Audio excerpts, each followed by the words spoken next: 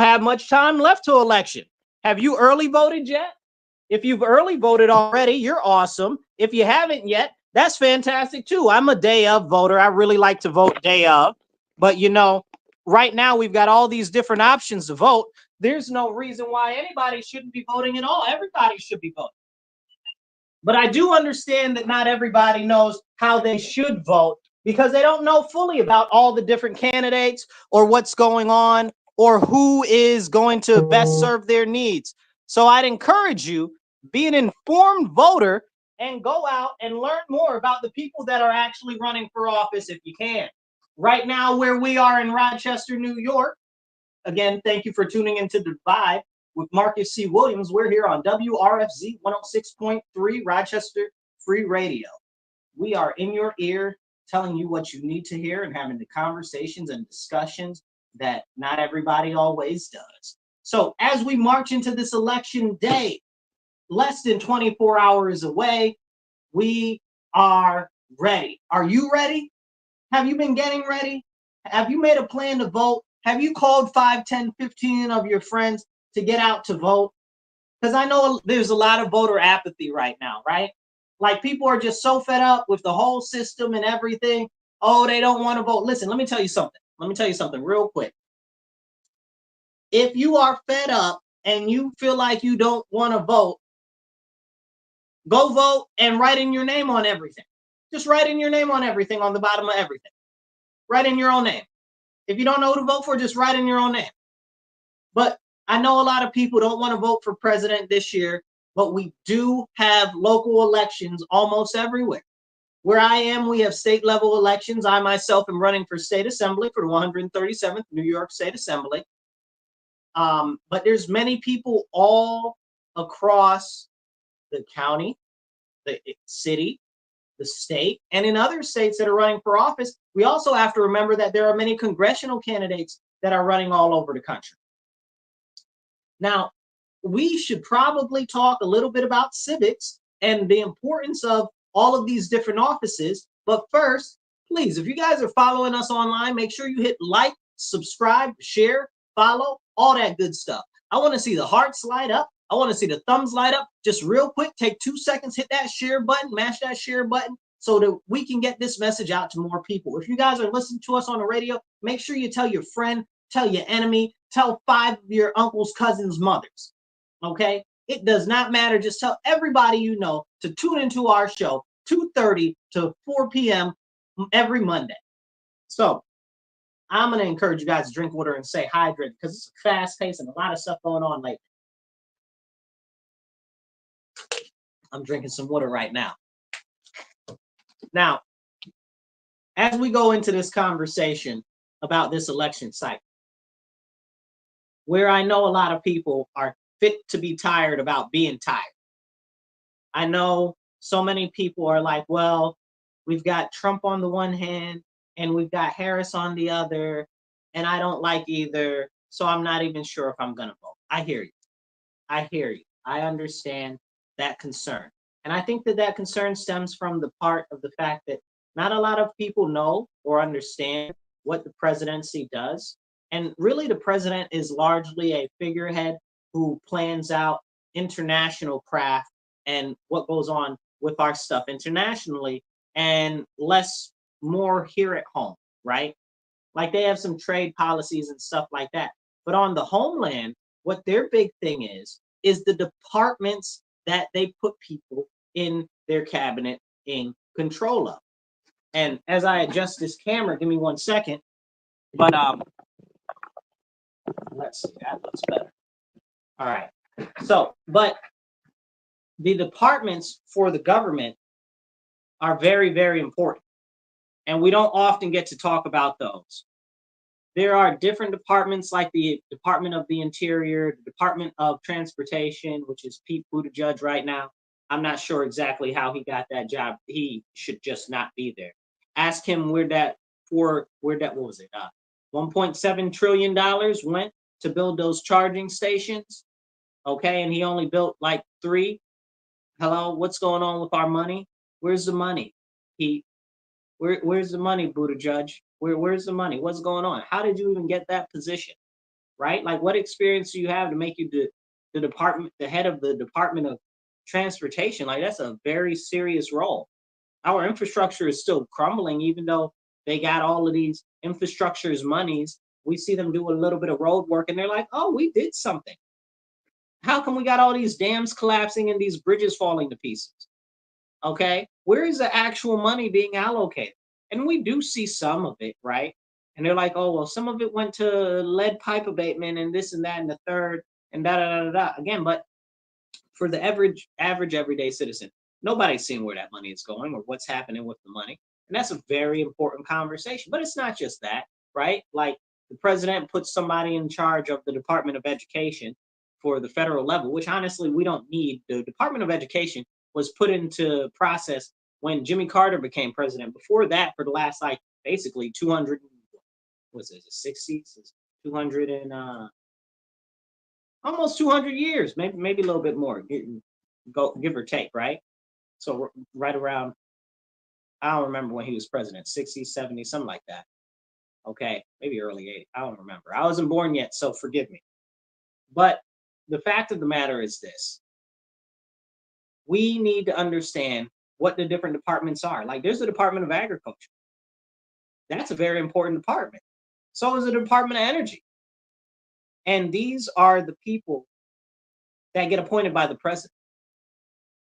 And those department heads actually make a much larger impact than the president does themselves. So at some point, we should definitely think about that, and we should definitely have that conversation. Civics is important, but they've taken it out of schools because they don't want you to know what's going on. Not really, anyway.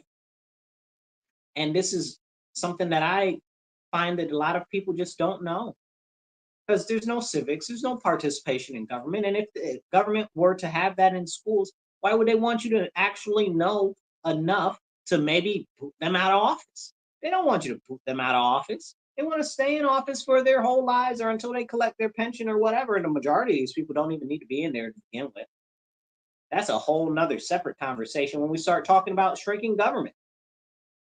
The government needs to be focused on the local side, not the federal side where it's intangible and nobody can do anything and it's hard to get any of the clarity that you really need.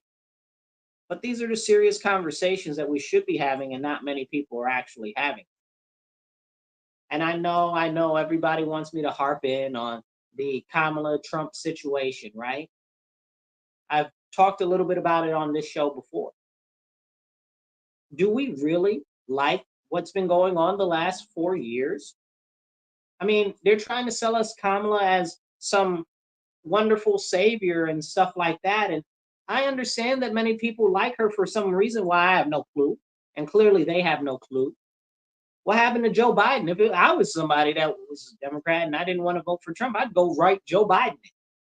Because this is ridiculous. Like, she's bad, y'all. And I know not everybody wants to hear that, but it's the truth. She's just no good. She wasn't really good as a senator. And most of you guys don't even know her from when she was a senator, but I do. I used to watch her on C-SPAN and the rest of the people on C-SPAN. I watch the committee meetings all the time, and I watch the House floor and the Senate floor. But I didn't like her when she was in there. And that was a serious problem. Because, again, policies matter. Policies matter. I tell you guys this all the time. Policies matter so much. So you might not like Trump. You might not like his mouth, okay?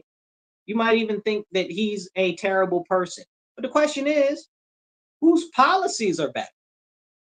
Whose policies are better? And Kamala hasn't given me one policy that I could say, okay, there's an actual policy. Even the stuff that she's talked about is intangible and you can't really grasp it or understand it or what it means. They give you a lot of pithy and witty things and they say all this nonsense, but they don't say anything.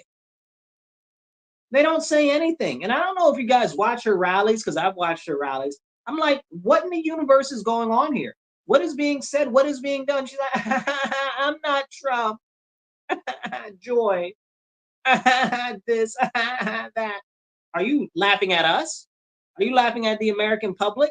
Who are you actually laughing at? Because I feel like you're laughing at us, and this is some kind of joke that's being pulled by the Democrat Party and the elites. Let's not leave them out. They're part of this too. And the elites is being pulled on the American people like you're flim-flamming us, yo.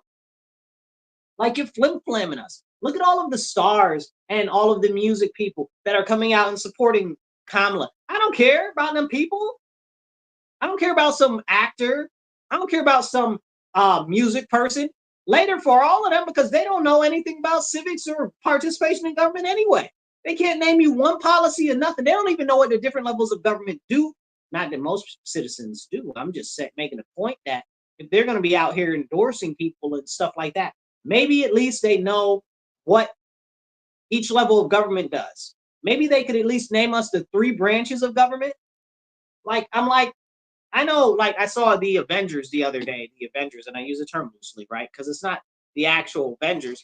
It's the actors that all play the Avengers, all endorsing Kamala Harris the other day. Really? Really? In what world does every single person in that movie support Kamala Harris? Let's be honest.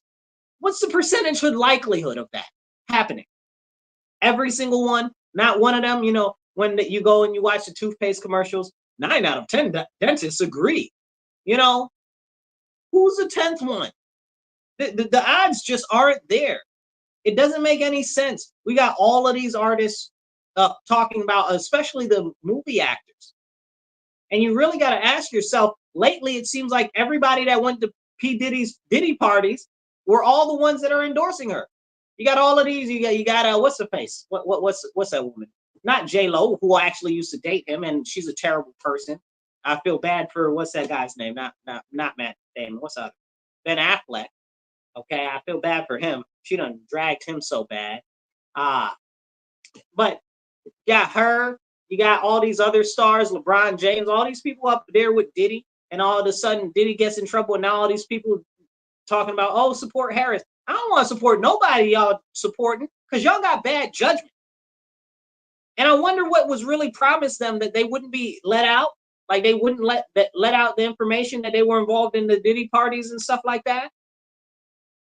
And whatever happened to the Epstein list? Can we get that?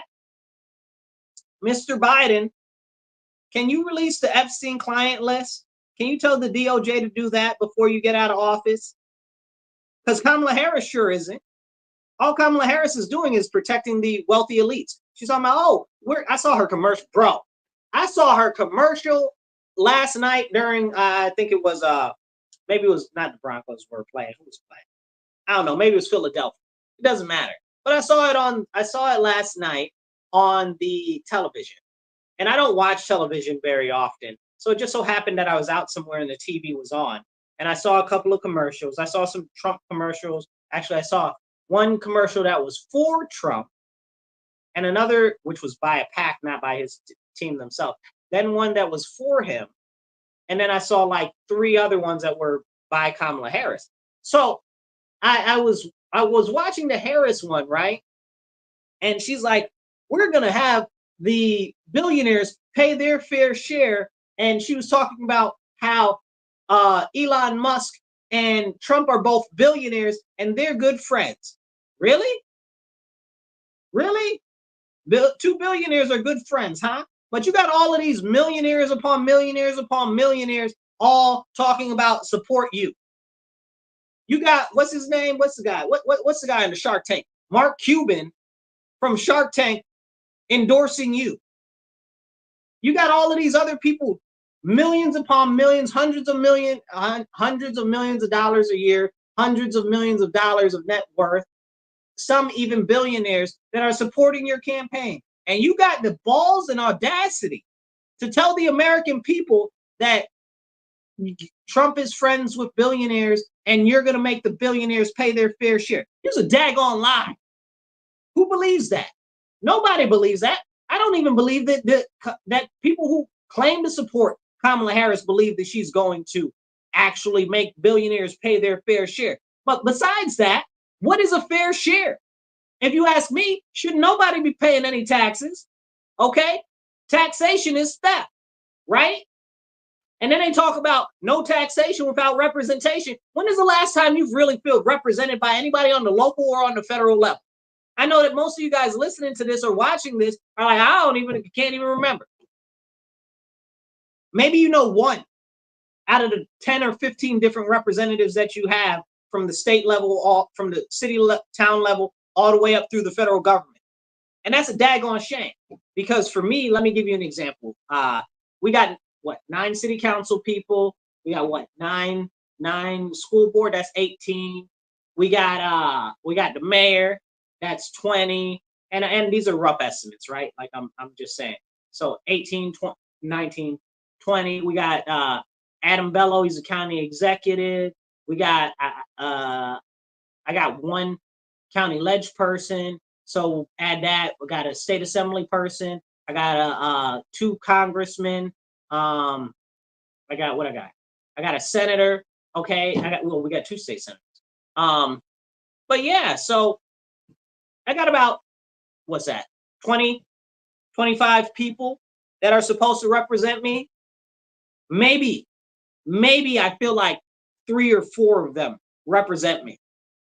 And all of them are taking our tax money. Maybe I got 3 or 4 that I feel like are representing me. How many do you have? But I live in a very deep blue state. My whole city is blue. And none of them will challenge each other really on half of anything. Most of them go along to get along.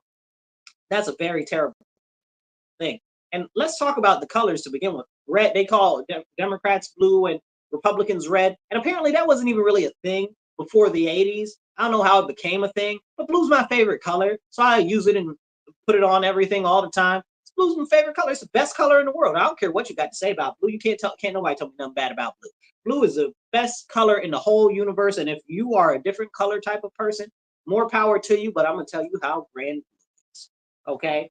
So, but somehow that color got assigned to the Democrats, and I'm not quite sure how. Now, as I speak on the local level, again, my issue with these elected officials are that they don't stand up against their own party. None of them, like all this crime outside, bro. Like, are we being real right now? The crime is insane. It's absolutely harming every single aspect of our society. Our state assembly person is like, oh, we can't arrest our way out of this. Yes, you can. Yes, you can arrest your way out of it. Put the daggone criminals in jail. You sound dumb. The more people that get disciplined for doing the crime, they will not do the time. They used to say, if you do the crime, you're going to do the time. There is no more time. All the criminals allowed to run free. You start locking people up, people are going to have a second thought about doing them crimes. Are we being real right now? Like, man, listen, if you guys are following us right now online, please make sure that you hit the like button, hit the heart button, share. Okay?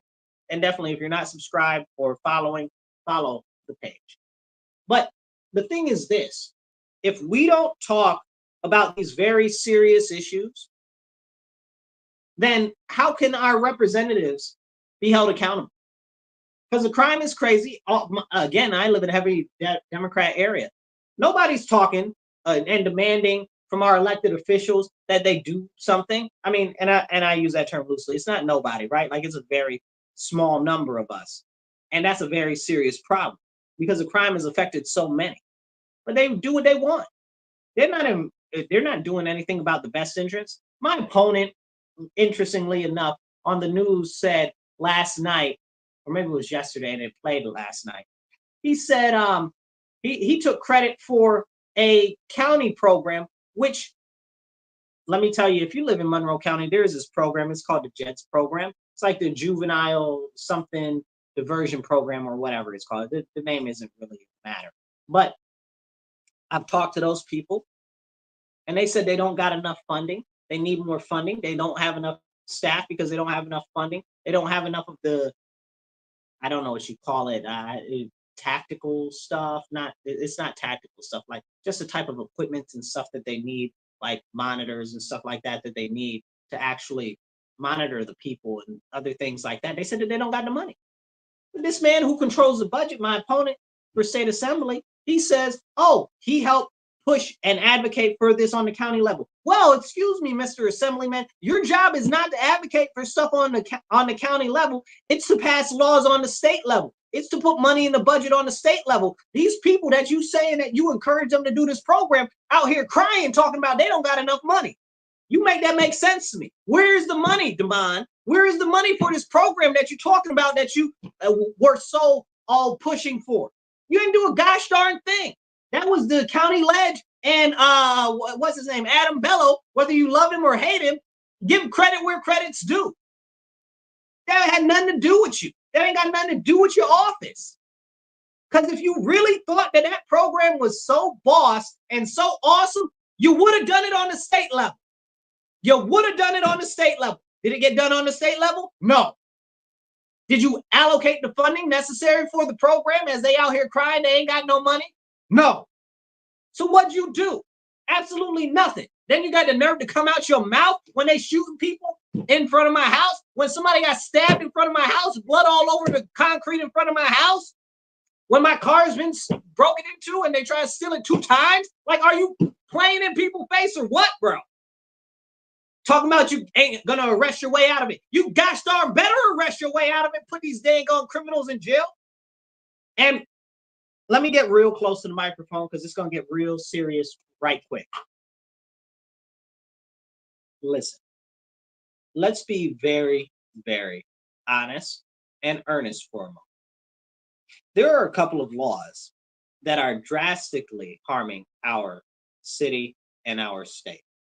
2 of those laws happen to be bail reform and raise the age. Now, maybe you might think that they were well intended, but it's very clear that their implementation is causing absolute chaos. So all I've ever asked and requested from him and the rest of our state assemblymen and state senate is to amend the laws. I've not asked them to snatch them out. I've asked them to fix them because they're out here letting people with 5, 6, 7, 29 different re-releases, 29 in 1 month, re-releases, go free. Is this what we're doing? At what point do you hold these people? And then they're like, oh, well, it's the judges, blame it on the judges. It's not the judges, it's you. The judges don't make the law. They only uphold the letter of the law. That means that if the judges aren't doing something, that means that the law does not require them to do it. That means that falls on the state assembly. That falls on the state senate. Why are you not doing anything? That's all I'm saying. Like, you have the power to do it, but you're not doing it. We got the, what do you call it? We got the raise the age laws, which basically make it, and I've talked about this before, so I'm not going to harp on it. But the raise the age laws basically make it so anybody under 18 can't be held accountable for anything. They're always released. Always, almost always. Like, you got to get caught with an illegal firearm and fired it at somebody. And they still release people to do that. They still release people to do that. It's a problem, you guys. It's very serious. And I encourage you, if you guys are watching right now, hit that like button, smash a like, hit the heart button or whatever you're on, whatever you're following us on, and make sure that you share to your page, share to some groups, share to some communities, share. Okay? So as we continue this conversation, it's a problem that our elected officials do not address the situations that are facing us every day. Like, I talk about these issues, and his excuse is, oh, well, we can't arrest our way out of this. Yeah, we can't arrest our way out of this because you won't allow the police or the judicial system to hold anybody. So if you fix the laws or put them back the way that they were, we definitely could. But because you're not arresting anybody, you're allowing all of them to get loose after they got caught. More people are going to do crime. And that's what we're seeing right now. Nobody's scared of the police or of jail or anything. None of it's real to them. And then you've got hardened criminals training people that are younger because they're like, you won't get any time. They won't even arrest you. They don't even investigate car break-ins anymore and hardly do any car thefts in my area. And that goes to another thing about funding for the police. The guy was adamantly against defunding the police. Same thing for almost every single one of our other state assemblymen and women in the area, including my state senator, Jeremy Cooney. What's up?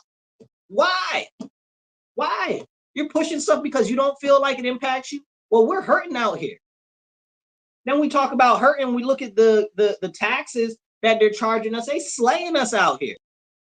We need to abolish state income tax because you deserve to keep the money that you earn. We need to, like, even, and this is crazy, right? Because Trump said, oh, we should implement, what do you call them, tariffs, and we should possibly consider getting rid of the federal income tax. Shoot, don't threaten me with a good time, bro. Don't threaten me with a good time. I'm all about getting rid of taxes. Go ahead, Trump, get rid of the taxes. Put all the tariffs on, get rid of the taxes. Now, people will say, oh, well, the tariffs will make things more expensive. They'll also make us need to, because they're more expensive, they'll make us need to create more production inside the United States of America. And that's where the jobs come from, people. That's why we don't have any manufacturing jobs now. And if you look at the state level, because I'm going to harp on the state because I'm a local guy. I'm about local politics.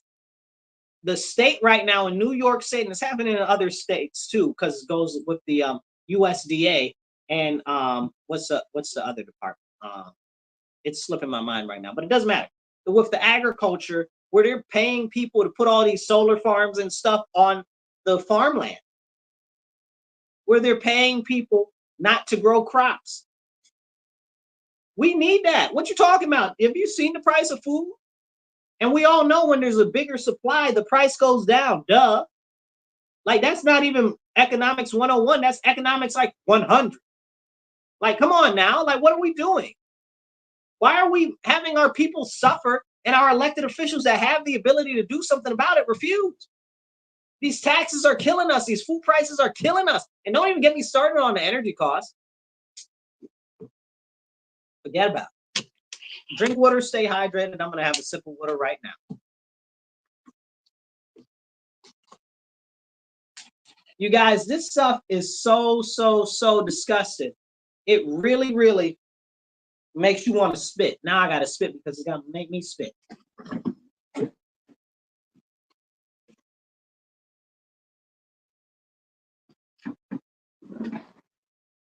It makes you want to spit.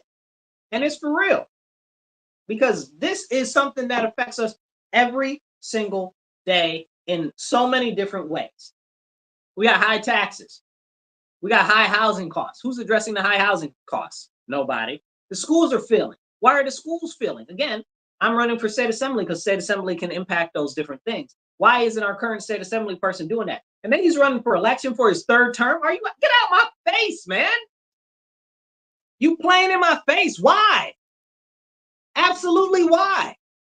Why would you play in our face like that? Talking about, oh, I'm running for a third term. You don't need no daggone third term. Your first 2 terms, you ain't do nothing for our community. I see you out here making all these pictures with all of these different things and stuff like that. Oh, let me drop off this $8 million to this one specific group who's funded my campaign and hosted all of these rallies and events for me. And they, what do you call it? And they jockey for me all the time and all of this other stuff. Let me give them the money. Let me give my friends the money. Man, the level of corruption that's in our politics, man, it's worse, right? Because it's not even general corruption. It's nepotism. It's cronyism. And we're experiencing this every single day, and we shouldn't have to go through this. This is a very, very serious issue. But we continue to go through this. As we continue with this conversation, I want to encourage you. You are listening to The Divide with Marcus C. Williams on WRFZ 106.3 Rochester Free Radio. If you're following us online, make sure you hit like, subscribe, share. I want to see those hearts light up. I want to see those thumbs up, light up, and float across my screen. And I want to see those shares. Thank you guys very much for everything you do. And make sure that you encourage everybody to tune into the show Mondays, 2:30 to 4 p.m. on WRFZ 106.3. Listen, what's being done to the American people and the citizens in my state and my area is atrocious. It's absolutely atrocious.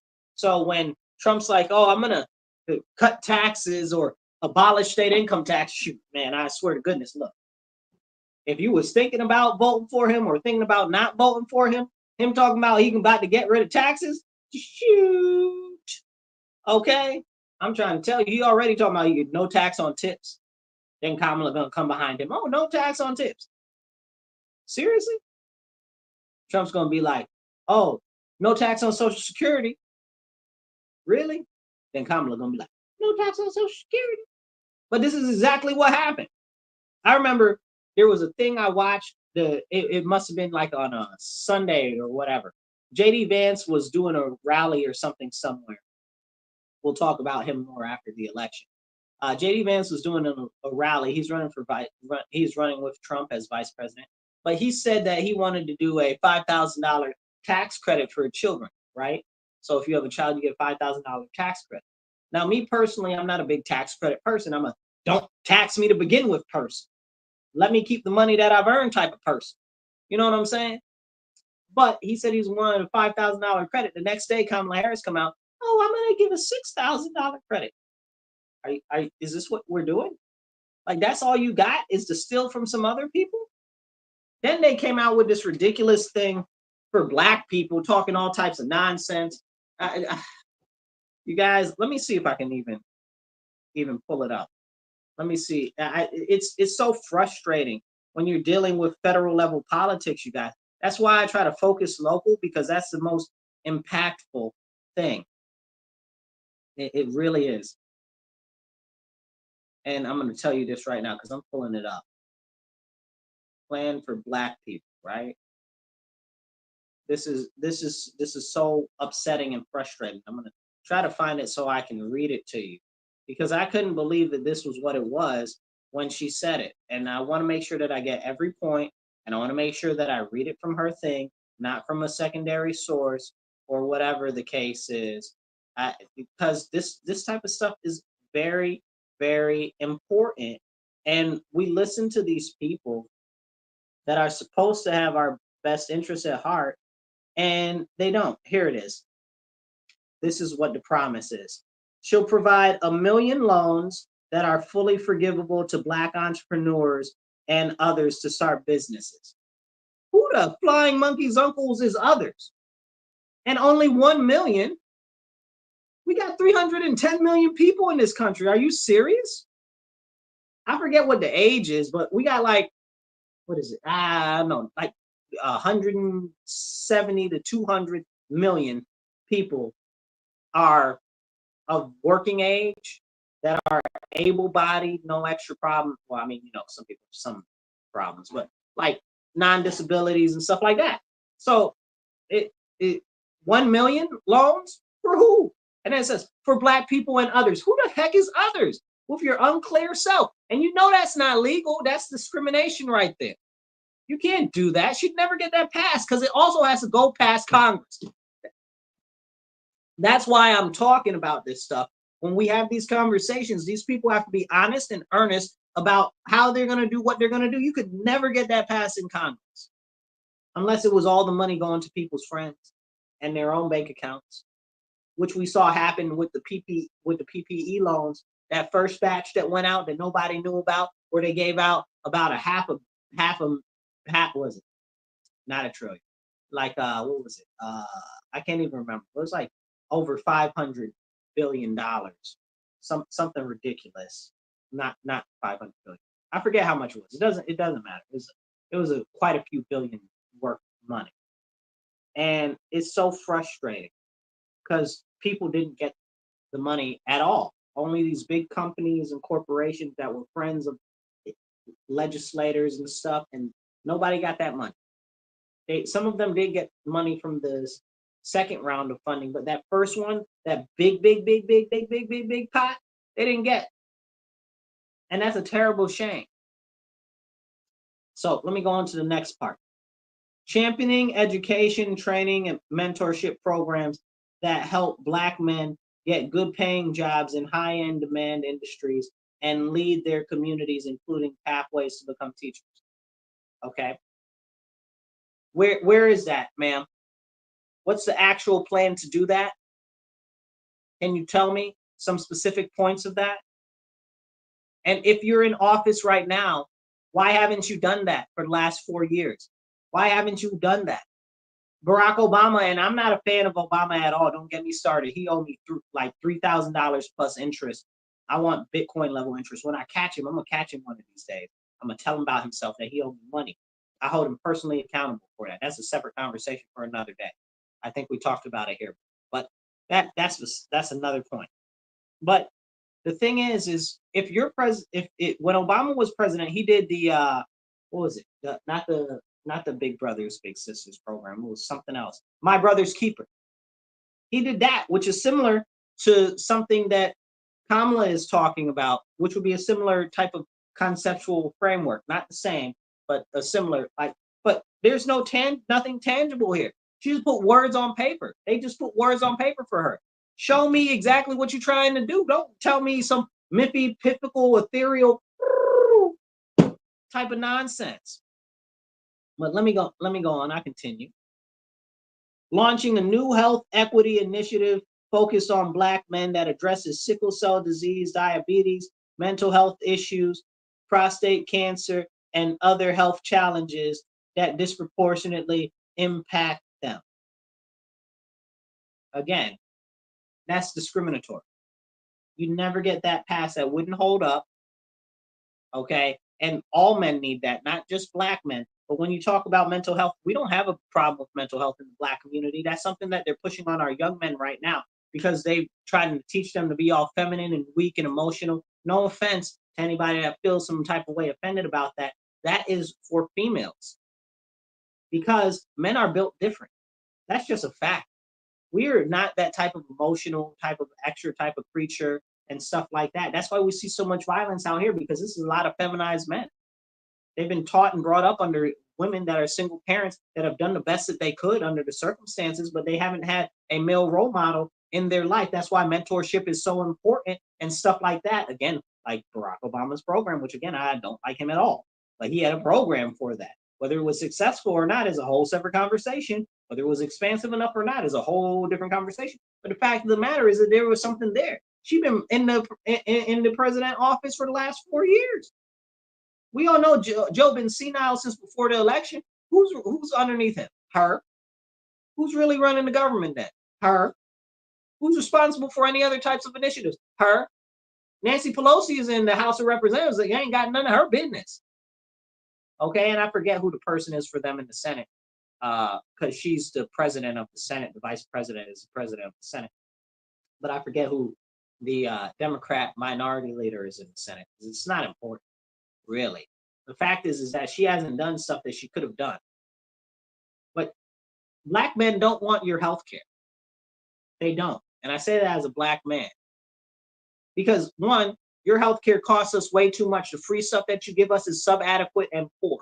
We remember the Tuskegee experiment where you experimented on all them Black men, giving them all types of diseases. In New York State, in jail, in the jail population, they would force inject things like gonorrhea and syphilis into Black men in New York State prisons. And we're talking about as late as the 80s, okay, that we know about, right? Like we just don't know that if it's going on now or not, but up to the 80s, they would do that and tell them that, oh, we're giving you health care and stuff like that. Bull-duggery.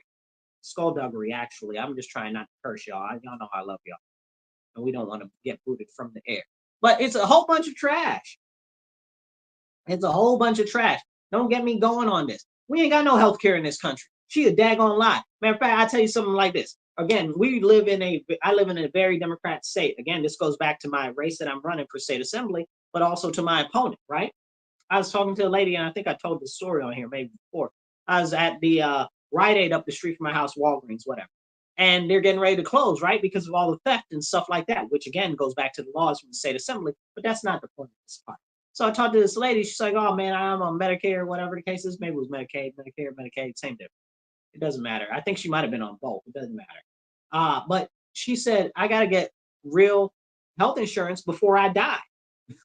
I said, oh, shoot. Like, that is a stunning rebuke. Now, we know in New York State, they've cut Medicaid multiple times. Or is it Medicare? I forget. They flip-flop. Whichever one the state funds is the one that they cut. They cut it. The Democrats did that. They cut it. In New York State. Come on now. Who you playing with? And they play in your face and they tell you, oh, well, it's the Republican. And this isn't me getting all up on Democrats or whatever the case is. But the fact of the matter is none of the Democrats will stand up against the Democrat Party. Where's your backbone? Where's your spine? Where's your advocacy for the actual citizen that you're supposed to represent? It's nowhere to be found. You're out there caring about yourself and your benefactors, and you're so worried about the people downstate and whoever is putting money in your pocket that you've forgotten that you're supposed to represent the citizens in your jurisdiction. Come on now. Disgusting and upsetting. Let me drink some water. Drink water, stay hydrated, y'all.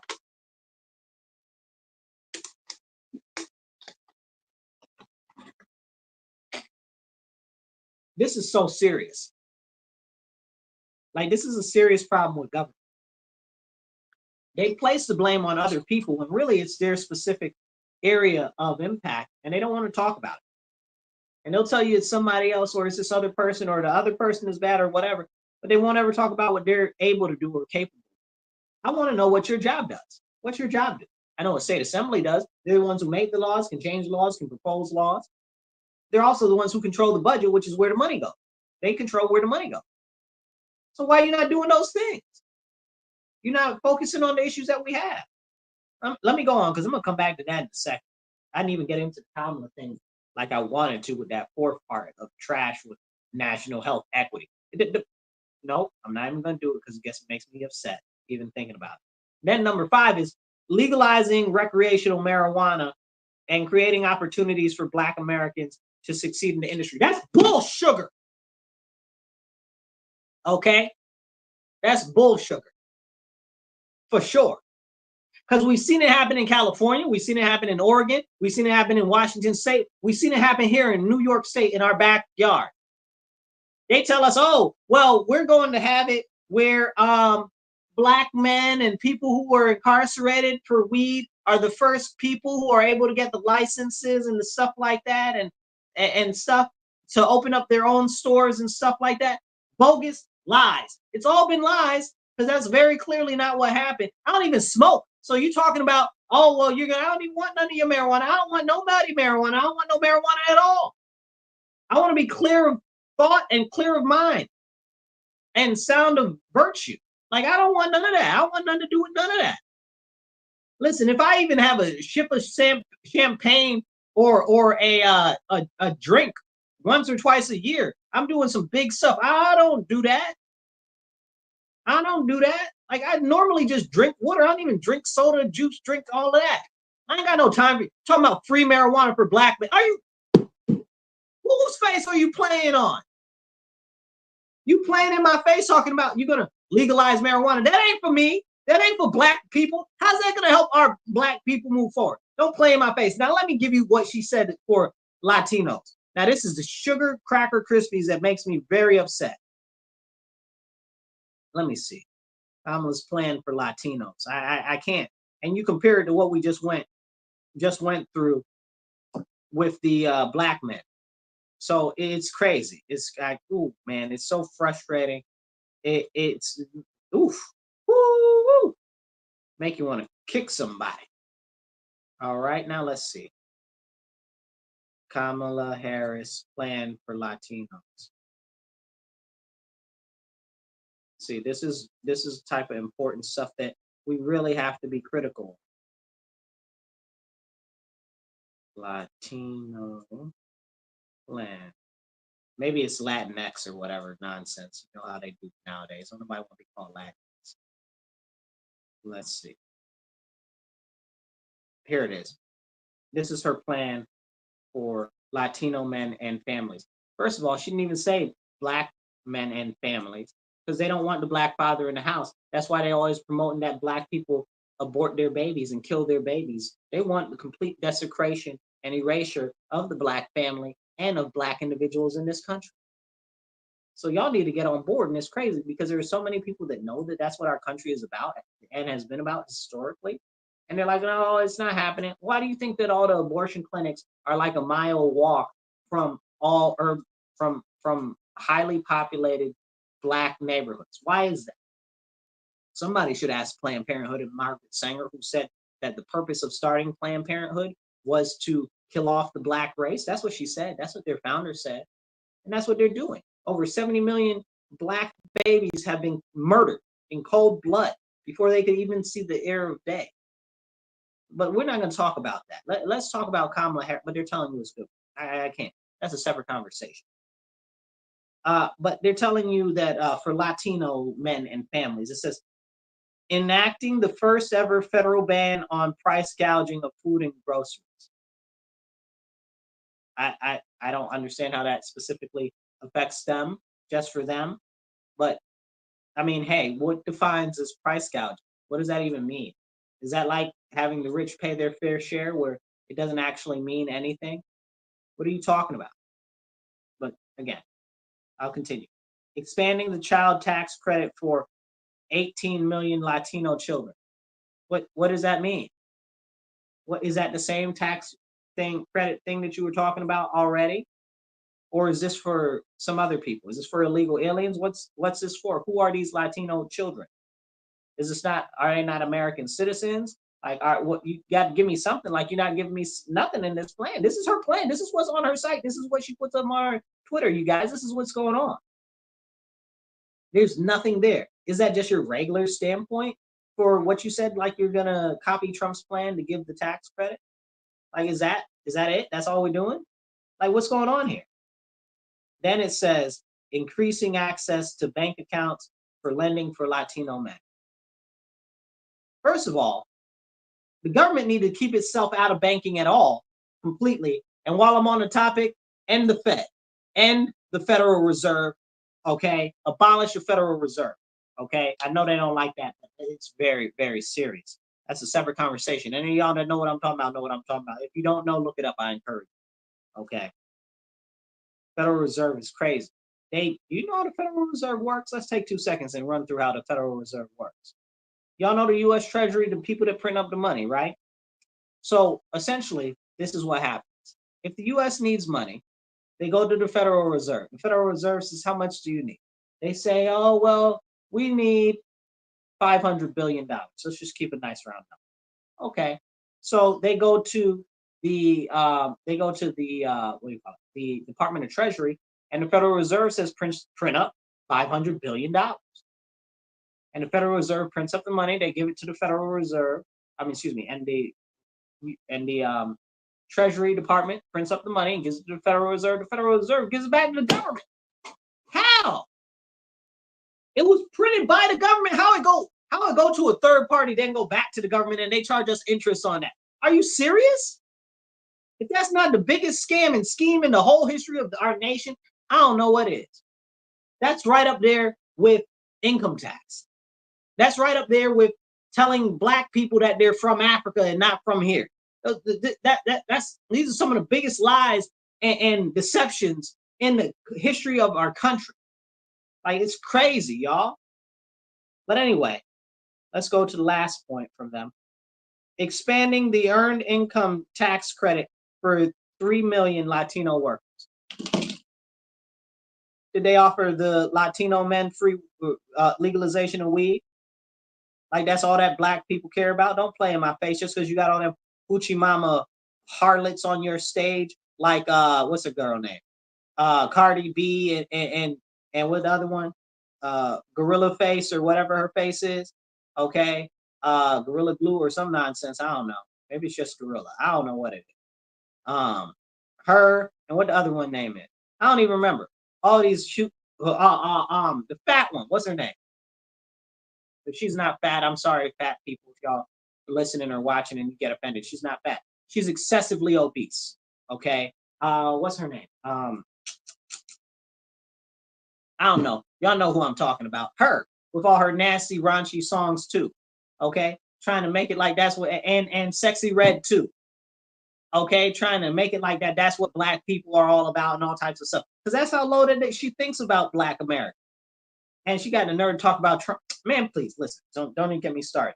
She's so disrespectful. So disrespectful. I can't even. But again, back to the Latino men situation. They're really not getting anything out of here either. There's not even really a plan here. It's words on paper. No tangibles. No action items here. Just high level talk, which doesn't even say 3 million Latino workers. Expanding the earned income tax credit. Is that just for them or is that for everybody? Like, what are we doing? Like, don't play in my face. Like, how does that actually work? How would you do that? What does that look like? What are the words behind it? What does it mean? You know? And listen, it's frustrating. But I really am trying to get off of the federal thing. But since the election is tomorrow, this is a type of bogus nonsense that I'm tired of. I'm so tired of it. But it's not just the federal level, it's the state level. Like I was saying, my opponent, man, he out here playing in our faces. And it's so upsetting. It's so upsetting. You've been there 4 years already. You ain't done a lick of spit except make things worse. Let me tell you something. Let me get real close to the microphone and look deep into the camera. There is a law right now in the state assembly. I think I might have talked about this last week. I'm not sure, but it doesn't matter. So there's a law that is going to make it so that the police cannot arrest anybody under 18. They have to call a guardian or somebody else to come pick them up and then possibly take them to jail, but they don't even have to. So that's a very serious problem and a waste and a tie up of resources from our police, where now if you make a phone call, you're lucky if you get to the 911 center within 10 minutes. And then you got to also then wait for your car to be dispatched. And that's, again, if they actually dispatch a car. We talked about that earlier, how they don't come out for a lot of things. So when we have that type of a conversation right there, which is a really serious conversation to have, and we're looking at what our state assembly has or has not done in that area, guess what? My state assemblyman's name is on that bill, Demond Meeks. The other ones from around here, Jen Lunsford, what's the other lady name? Sarah Clark, Harry Bronson, all of their names are on this. All of their names are on this bill. Like, it's going to tie up so much police resources. We can't let them people get back in office. They're going to hobble us. We're already hobbled. We only got, look, as far as it goes, like if we were to make a comparison, we only got one leg here right now. They about to cut the other one out from underneath us. We're going to have nothing to walk on, and that's it. That they already tying our hands behind our back. How are we not supposed to fall over? Are we being real right now? Don't get me started. Drink water, stay hydrated, y'all.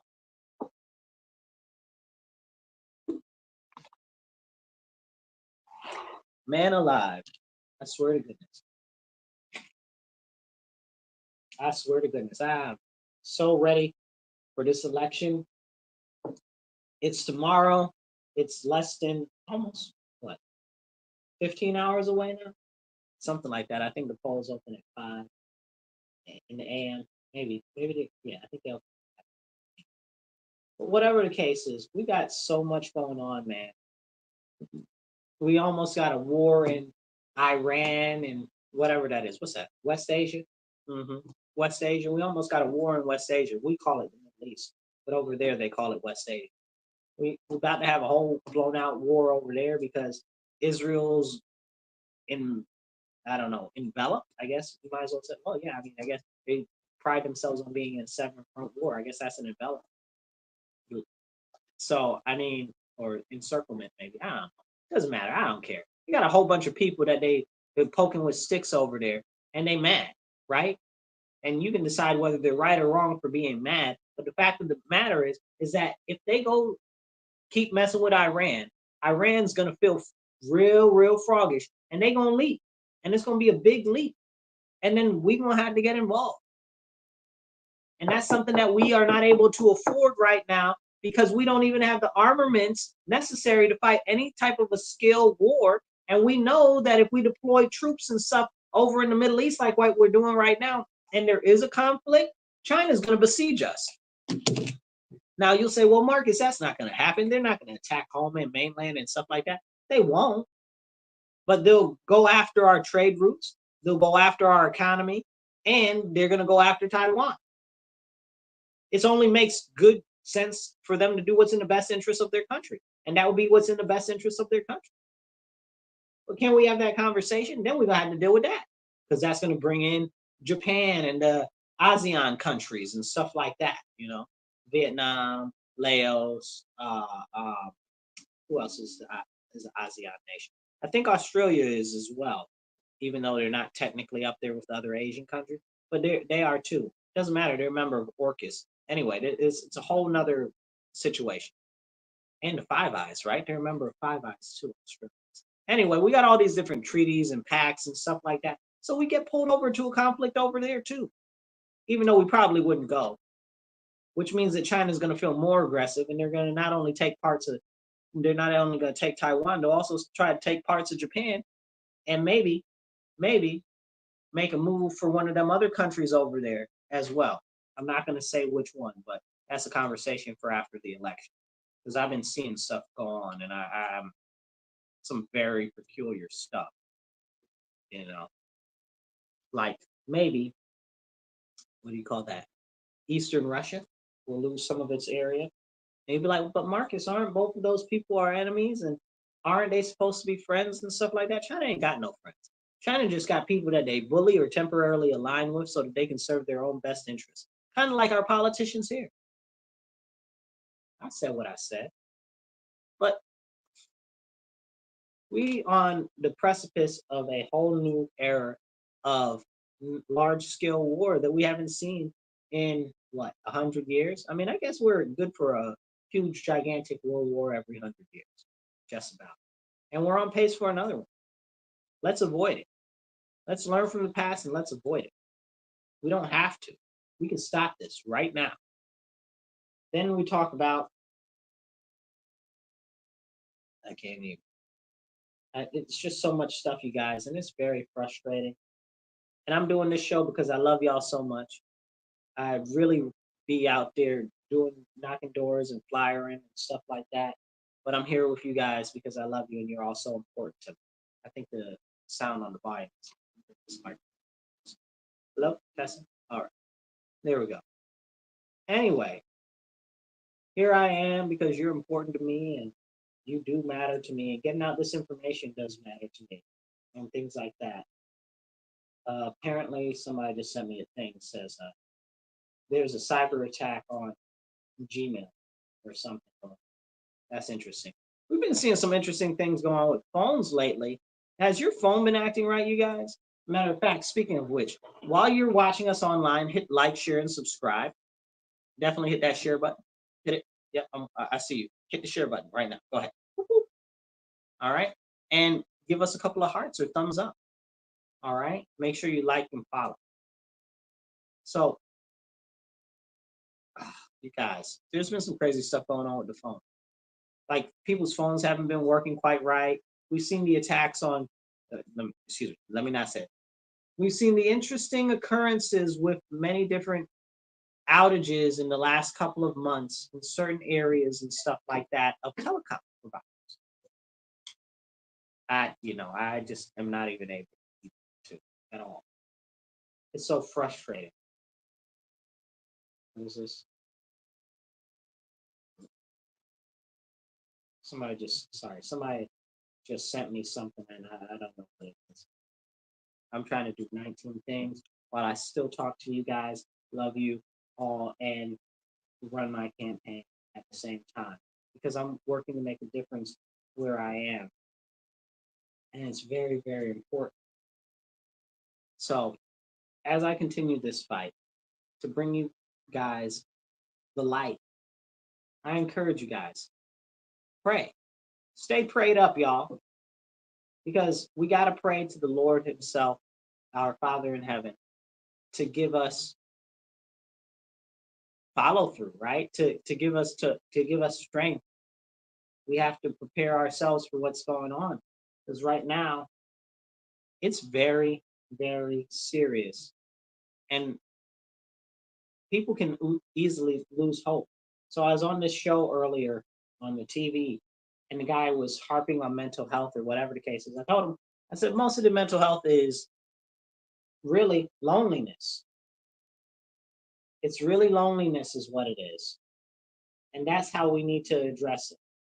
If we're not addressing it right and direct, then the issues will never get addressed. And if we don't do it now, when is later? Let me tell you about loneliness. When I talk about loneliness, I like to tell people, you know what the worst thing about being alone is? Not having anybody to tell how crappy being alone is. It's terrible. It's terrible. That's the main problem with being alone or feeling alone, that you don't have anybody to tell how crappy it is. So many people right now might be surrounded by many people and they still feel alone. Largely, that loneliness has been pushed and generated by our government over the last couple of years, but also by social media and by media. A lot of it stems from the fact that now more than ever, kids are not getting introduced to Christianity. So they're suffering from an emptiness inside themselves, which they're desperately trying to fill with whatever they can, be it drugs, be it drinking, be it vaping, be it pornography or whatever else, proclivity or whatever, or even identifying as something that they're not, because they desperately want to feel a part of a group or something, because they're trying to feel anything. And it's sad because, like we talked about earlier, a lot of families don't have two parents in the home. So you can't get full service as a child if you don't have two parents. One can do the best that they can, but you're not going to get everything that you need. And the stats merit that out, and somebody's going to get mad at the stats, I'm sure. So what will end up happening is, with what we see right now, the studies have shown that the best likelihood of success for a child is a two-family home, not a single mother home. But conversely, the numbers on a single father home are as exemplary as a two-parent home. So there's something that needs to be talked about there, and we need to look into, because we talked a little bit about that earlier. But also we have the issue where people are surrounded by females in all types of stuff every day. They're outperforming men in scholastic activities and what would you call it, graduation rates and stuff all across the nation. You know, even in pay. Like they say, oh well, women are paid less. That's not true. Those statistics are false. They're very faulty. Women on whole, on aggregate, are making more money than men. You know, outside of, like, if you say you're Elon Musk or Jeff Bezos or something like that, Carlos Slim, but technically he's Mexican, so that doesn't.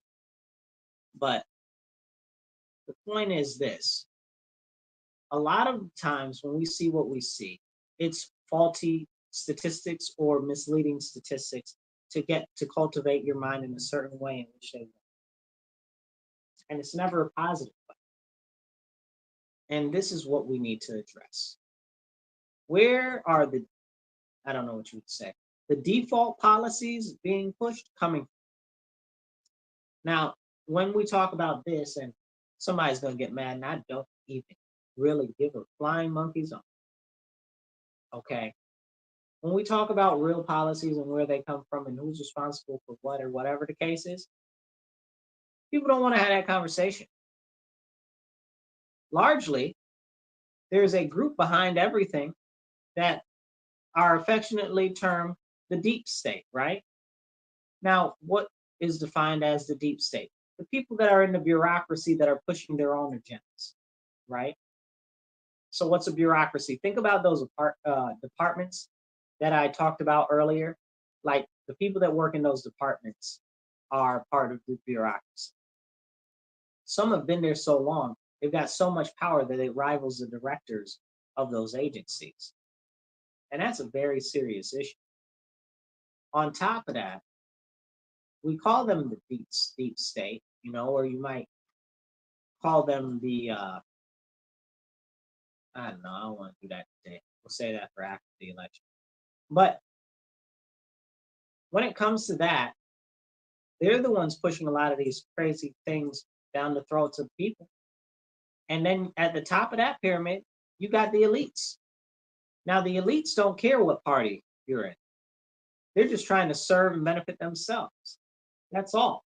That's all they've ever been about. And you'll say, well, Marcus, whom are these elites? So the elites are made up of a couple of different groups. And the higher up you go, the more serious it is. You start off at the first lowest level, you think political elites, right? So the political elites are all married into the same families. Doesn't matter whether you're Democrat or Republican. They're all married into the same families, go on the same vacations in the same places, and all have the same bankers and cousins. So what are we doing there? Then above them, you have a lot of the private equity people, right? Which have all of the money in the country, essentially. And you got some very large, I guess you would say, what do you call those things? Investment banks. So you got some of those, and those are above them. Then it goes even higher above that to the people that most people would deem as elite, which are the ones that are unseen, that they're the hands that are guiding everything behind everything. And they fall into a couple of categories, but most notably, we would consider them to be blue bloods. Okay, and you can go look that up. And those are all old families. Families that go back hundreds or thousands of years of being in power. They've just recrafted ways continuously to stay in power on the top of the pyramid. But we can't even talk about that. They're the ones driving a lot of policy, because at the end of the day, they don't care about you. You don't matter to them. You're nothing more than wretched urchin, or scum on the floor, or something like that. That's how they really feel about you. That's why when you hear people like Hillary Clinton come out and be like, "Oh, those people are deplorable," or like, which one was the one they called Trump supporters stuff? I don't remember, but it shows you how much they do not care about people. Or Joe Biden called Trump supporters garbage people, because that's how they really feel about the people. And it's not just them. If they'll talk about them like that, think about how they'll talk about you, because you're not on their level and they don't care about you. That's something that we really need to look into when it comes to elected officials. I've been running. Excuse me, yawning. I've been going so hard to make this election a win and take it home. It's crazy. I don't know what sleep looked like. I sleep tomorrow. That's what I'll do. But let's talk about this. If we don't talk really about what the goals are that are happening to our country, how can we stand up against them? Right? Like, right?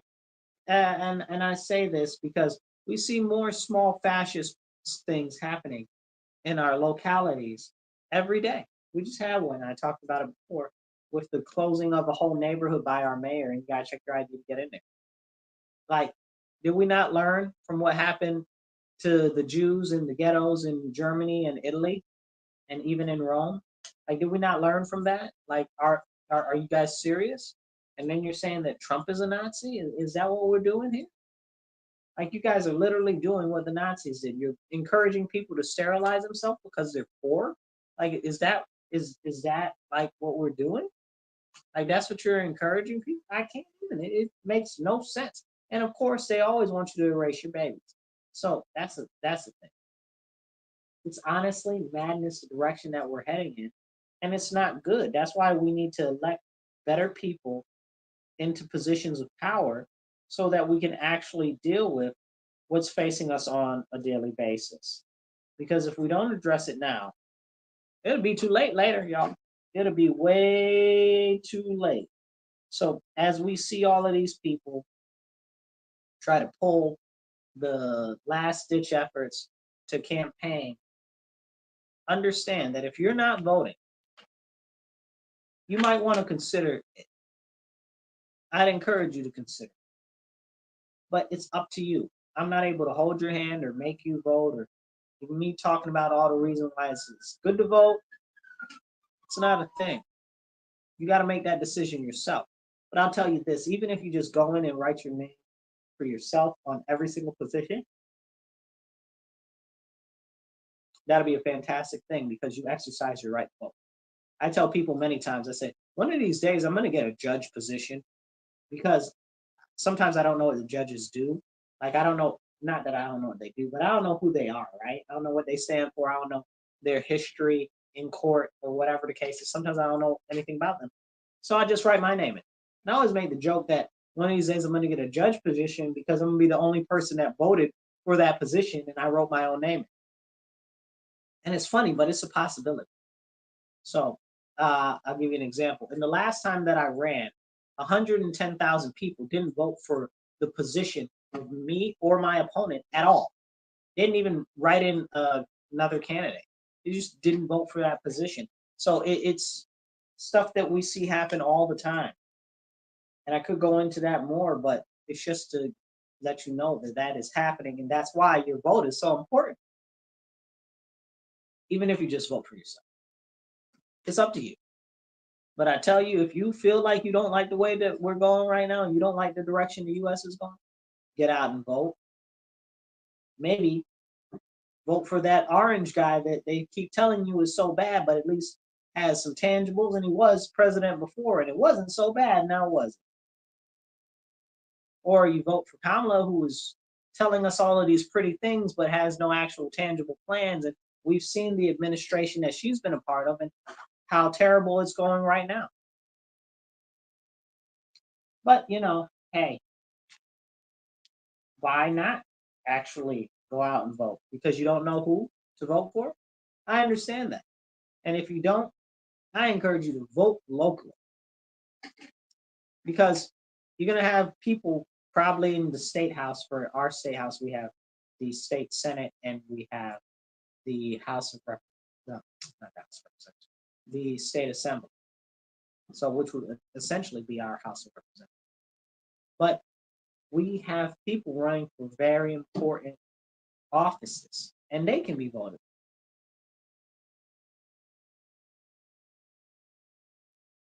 I don't know, you guys. I'm really like, what are we doing here? If we don't get everybody that we know out to vote, if we don't make it, like they like to say, too big to rig, something that's going to happen, it's not going to be so good. And I'm not with that. That's why we got to pray. And if you guys would honor me with the ability to pray with you for a moment, I'd appreciate that greatly. Lord, please bless all the listeners of this and all the hearers. Please bless the doers and the people that are out there doing it. Lord, as we go upon this precipice of this election, may you put the ones in office, and may you guide the minds of those who are voting towards the ones who best serve the interests of all of the people, who will work to make life better for all Americans, who will actually work to prove once again that America is a Christian founded nation that is working to live up to morals and values that aren't shown in other countries. We know what has happened in our nation is sad. We realize that it is serious, but we are more than willing to follow your direction, Lord. So please clear the path and make it bright so that we can see the direction to move forward in. I love you, Lord. I thank you for everything you do. And I repent for any sins or transgressions that I have made, either knowingly or unknowingly. And please forgive our fellow countrymen who do not believe in you or do not know. And bless everyone of everyone who is in our country right now. We have a lot going on right now, but we've done what we can, and we're going to leave it in the hands of you, O Lord. And I pray this in your name, in the name of your Son, Jesus Christ. Amen. So, you guys, with that prayer, we still have to take action. Get out to the polls tomorrow. Get your friends out to the polls tomorrow. We got to get out there. Nobody's coming to save us. Nobody's coming down on a cloud to save us.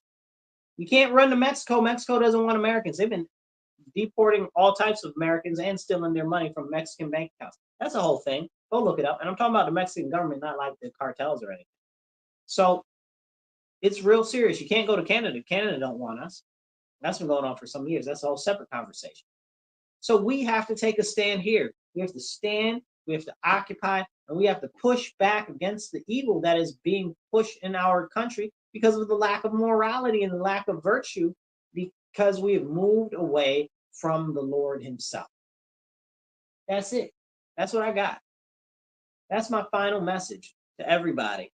If you're watching right now, make sure that you hit the like, the follow, the subscribe button, the heart button like 12 times,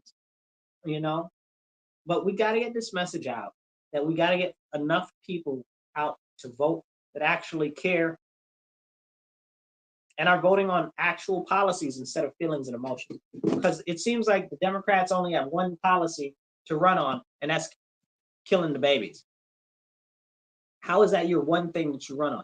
And then they got the nerve to call it women's reproductive health care or women's rights and all types of nonsense. Really? How come you don't have any aftercare for these women? I talk about that all the time. You know how stressful, both physically and mentally, a abortion is? And they don't talk about that. There's no aftercare for women. There's no follow-up care for women. Most of these are done by patient care techs, and that's if they're even patient care techs. These are serious surgeries, and they're being done by somebody who's not a surgeon. I believe that they should all be done by surgeons. Like that is at least the least step that we could do. But we can't even have these conversations about that because they don't want you to. They want you to be emotional. They want you to be run by your feelings and stuff like that. They don't care. And this is a very serious issue. Plus, as you go out tomorrow, if you guys are in New York State, I encourage you so much, flip the ballot over and vote no on Prop 1. Now, I know some people will feel some type of way and say, oh, well, it's good for you. It's not. We've talked about it on this show before. On my podcast, Elephant in the Room, I did a whole episode on it. I think we've talked about it 2 times on this show, like at length here on The Divide. But to flip it over, vote no. It's very important because what it does is essentially it takes away parental rights. It allows it so that grown men can use bathrooms with little girls in public. Like if you're at the park and you're taking your daughter out or your niece out and she needs to go into the bathroom, there'll be a grown behind man in there with her. Now, I'm not talking about you. Come on now. We know the rate of human trafficking is skyrocketed. We see every day the missing children on the TV and the missing teenage girls and stuff like that. And nobody ever talks about it. Let's not give this thing room to breathe. It is a bad amendment to the Constitution. They'll try to tell you, oh, well, it's an equal rights amendment, but it's not an equal rights amendment. We already have equal rights. That's why this is an amendment. You're amending the law that's already there. You're amending the Constitution. You're amending the Constitution that's already there in the actual Equal Rights Act. Come on now, amendment, I guess you'd call it. That's already on there. But they don't want you to talk about that either. They don't want you to talk about how it's going to get rid of senior discounts and senior housing and stuff like this because it says that you can't discriminate against age, which means that there's no more discriminatory pricing. You can't have that.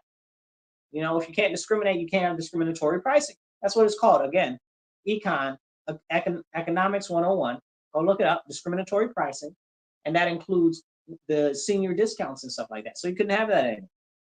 Then talking about you can't discriminate by age, that means that you can tell an 11-year-old can say, oh, I wanted to have intercourse with a 50-year-old.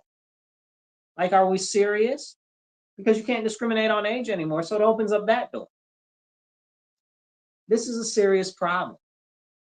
And those are 2 of the smaller things. I know I said smaller and they sound huge, ginormous, but they also have a number of other things in there where it actually will make it illegal for you to pray or preach the gospel.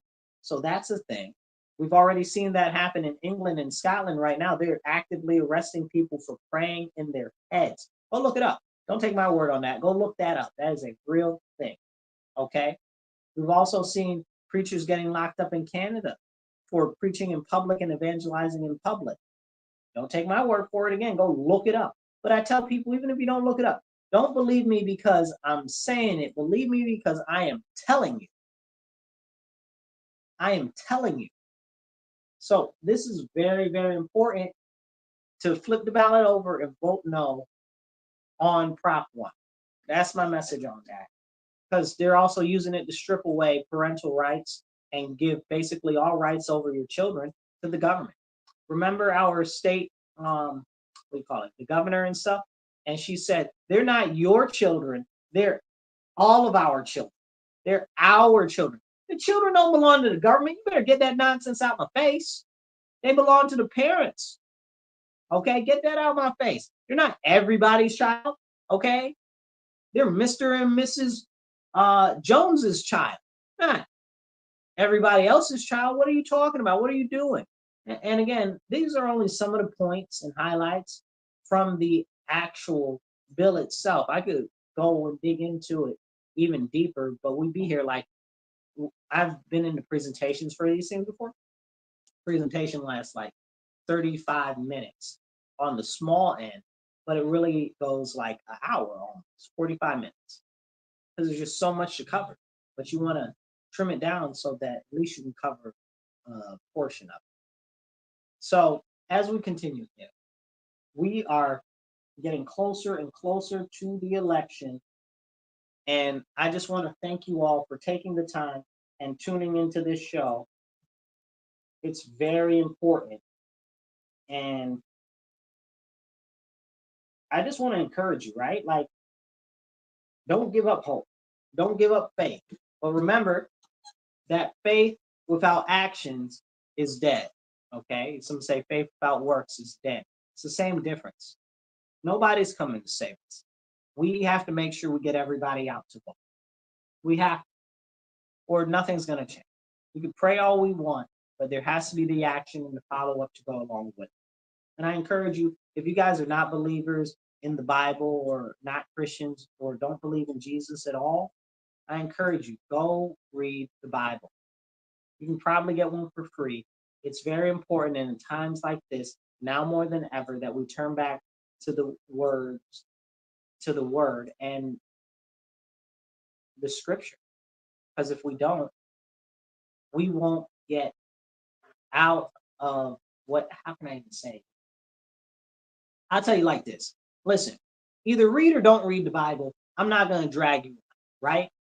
But if you choose not to read the Bible, you're not going to understand the word of God. You're not going to know the word of God. And that's on you. That's between you and the big man after you die. And if you don't want your soul to have eternal life, that's on you. I can't do nothing with you on that. Okay? But if you feel ever so compelled by my encouraging to go read the Bible, I'd encourage you to do it. Okay? If you are a Christian and you have fallen off a little bit, please go read your Bible.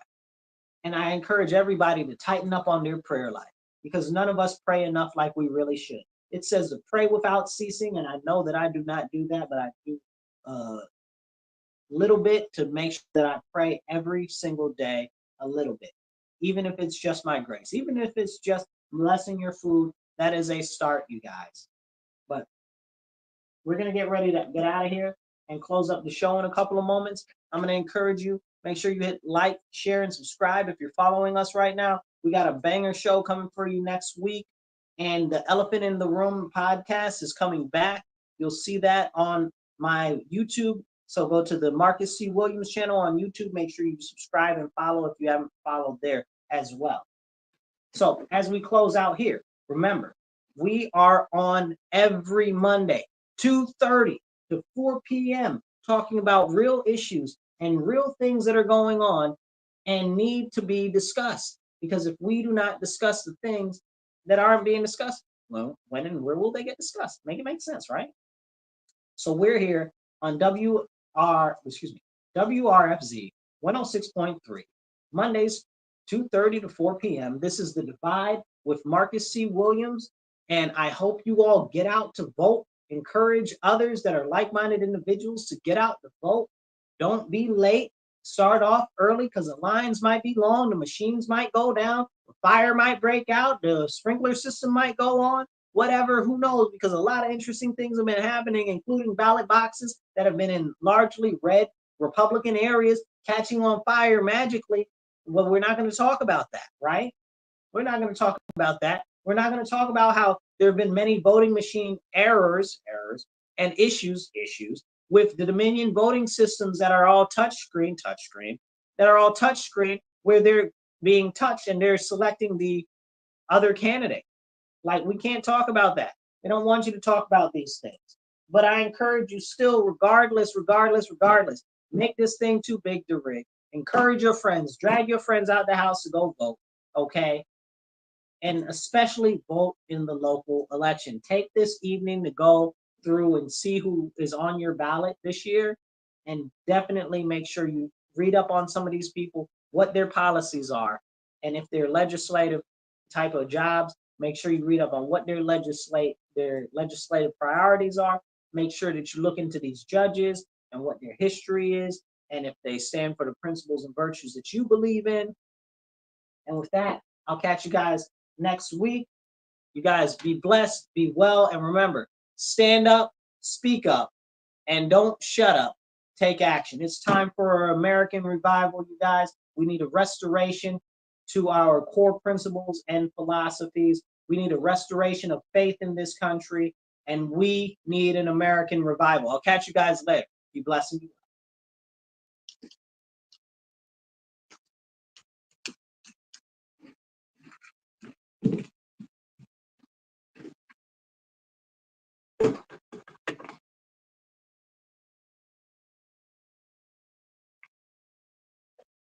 All right, you guys. I'll catch you guys later.